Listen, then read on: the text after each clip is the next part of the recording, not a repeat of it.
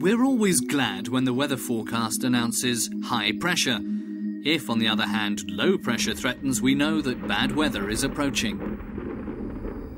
The height of air pressure, which is what the terms high and low refer to, plays a key role for the weather.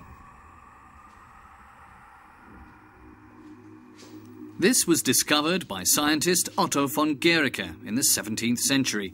He developed the barometer, an instrument that measures air pressure, which he used to predict the weather. The barometer was only one of the many results of his research into the effects of air or air pressure. The experiments Guericke carried out were based on the discovery that it is possible to produce an airless space or vacuum.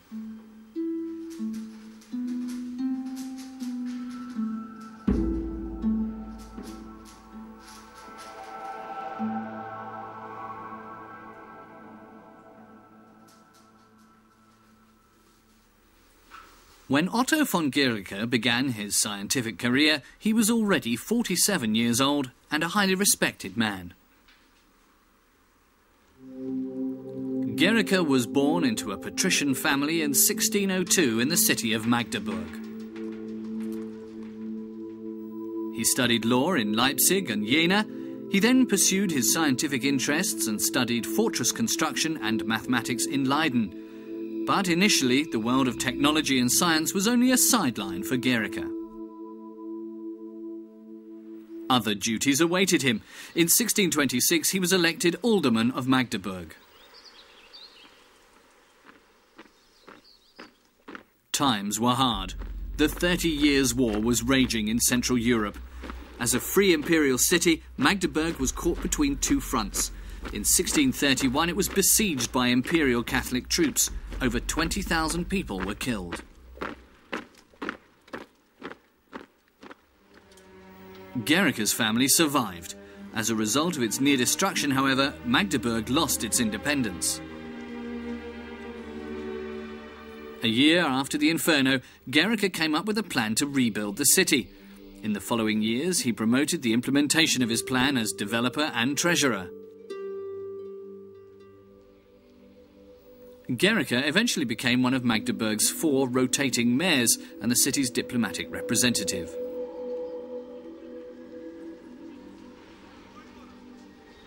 In 1648, he was sent as an envoy to Münster, where an end to the 30 Years' War was sealed in the Westphalian Peace Treaty.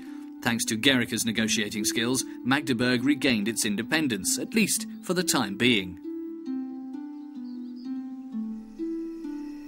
A year later, Magdeburg's fate was discussed once again at the Imperial Diet of Nuremberg.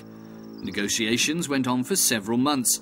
The diplomat Guericke took advantage of the long breaks in between negotiations to turn his attention to scientific research. Guericke lived in exciting scientific times. Copernicus and other scientists had fundamentally changed people's view of the world and their notion of the cosmos. But many questions still remained unanswered. The infinite space between the stars and planets in particular aroused in Guericke an inextinguishable yearning to explore the subject. What was this something? Was this space empty?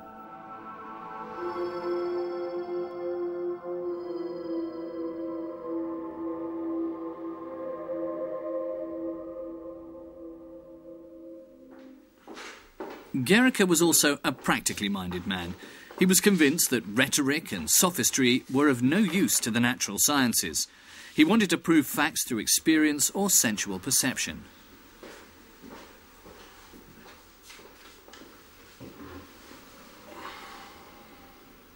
Guericke considered experiments to be the key to his research.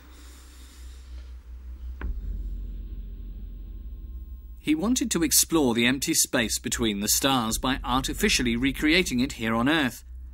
To do this, he had to be able to extract air from a suitable container. But how? Guericke was familiar with hose pipes like those used to extinguish fires. Would it be possible to modify hose pipes so that they could pump out air from a container? But Guericke's scientific deliberations were repeatedly interrupted. Diplomatic duties called again, and negotiations had an unfavourable outcome for Guericke. Magdeburg lost its independence again and fell under the power of Brandenburg's electoral prince. Politically disappointed, Guericke returned to his hometown. He immediately turned his attention to scientific studies and experiments, using up much of his fortune in the process. His first task was to modify the hose pipes. Guericke's first pump was very similar to a water pump. He used it to perform his first experiments.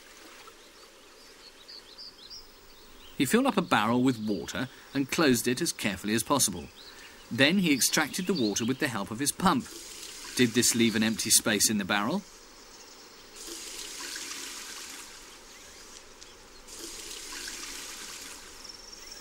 But Guericke had not managed to pump out all the water, and he could hear a noise coming from all over the barrel. Air was flowing through the pores of the wood into the space that had been emptied of water. This was preventing a vacuum from being created.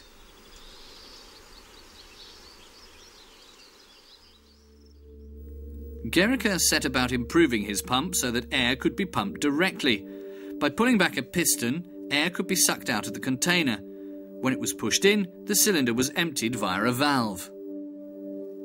What proved difficult was making the piston and valves airtight. The valves had to be opened and closed at the right time so that air could be drawn out of the container.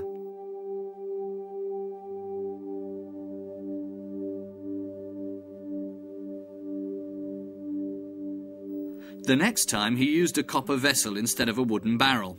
After several attempts, he succeeded in drawing air from it.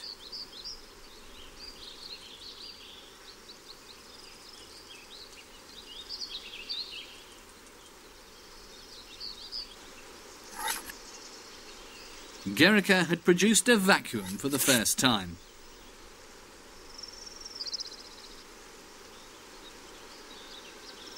Although it needed improving, his vacuum pump worked.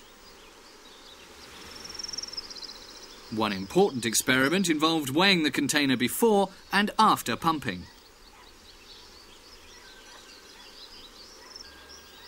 Guericke discovered that the air-filled container was heavier than the emptied container. In other words, air had a weight.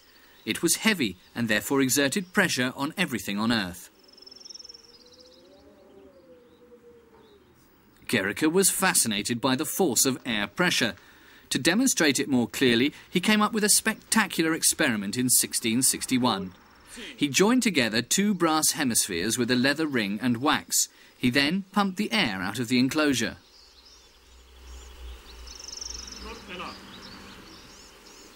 Four men on each side of the sphere were unable to separate the two hemispheres.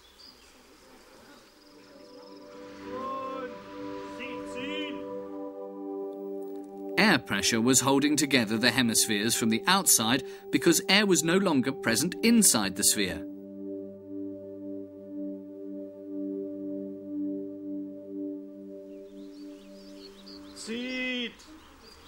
Guericke had finally proven that a vacuum could be produced and that air pressure could be extremely strong, something we do not usually notice because the surrounding air feels the same everywhere. With the help of weights, Guericke was also able to calculate the force needed to separate the two hemispheres.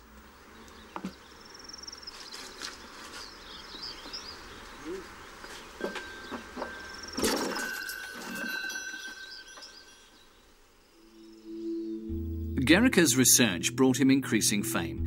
He also found out more about the work of other scientists, including the experiments of Evangelista Torricelli, a student of Galileo. Torricelli had used a different method to produce a vacuum in 1643.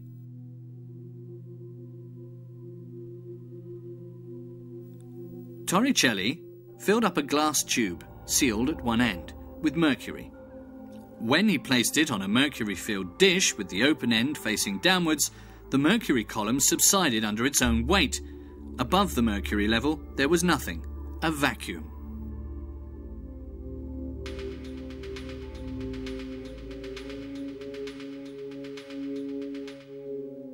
Torricelli also noticed that the liquid metal always sank to about 760 millimetres. His theory was that the weight the entire atmosphere exerted on the mercury in the dish pushed the mercury up the glass tube until the weight of the mercury column corresponded to the weight of the atmosphere.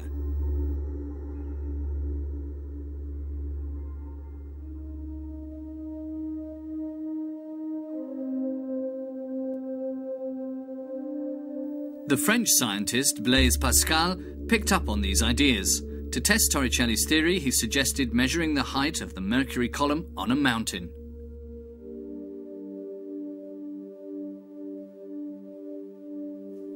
He believed that high up on a mountain, the mercury column would be lower because the air column above it was shorter. Pascal's brother-in-law climbed up the 1,500-metre high Puy de Dôme, and sure enough, the mercury column was 85 millimetres shorter than at the foot of the mountain. Torricelli was right.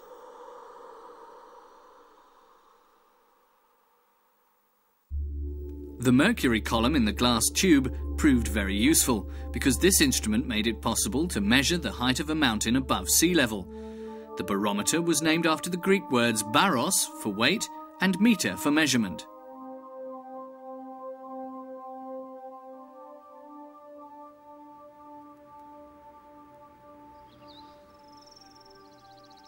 Guericke made another observation with the barometer, namely that the height of the mercury column, in other words the air pressure, changed slightly with the weather.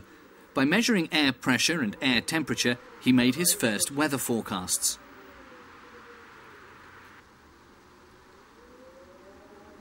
Guericke realised that air pressure decreased at higher elevations. This took him back to his original deliberations about the cosmos.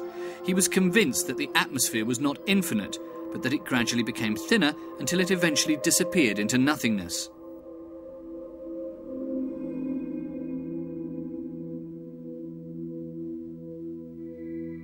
In his book, Experimenta Nova, Guericke summed up his many discoveries in a new vision of the world.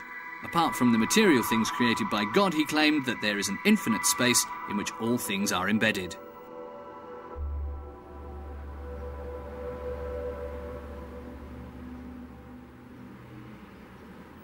But Guericke continued to show an interest in practical applications. With his wind tunnel, a forerunner of the air gun, he demonstrated that air pressure can propel an object with a sensational effect.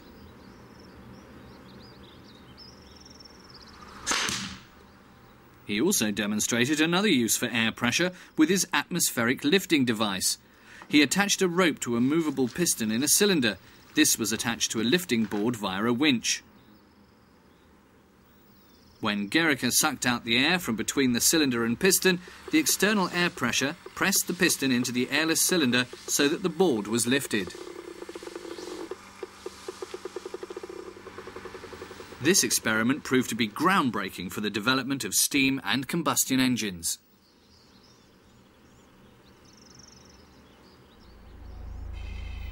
In 1676, Guericke retired from his position as mayor. 2 years later, he also resigned as alderman of the city of Magdeburg. He followed his son to Hamburg, where he died in 1686.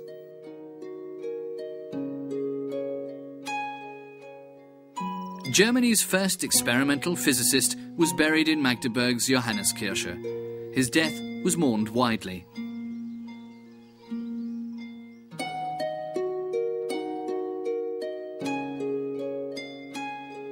We listen to weather forecasts almost every day.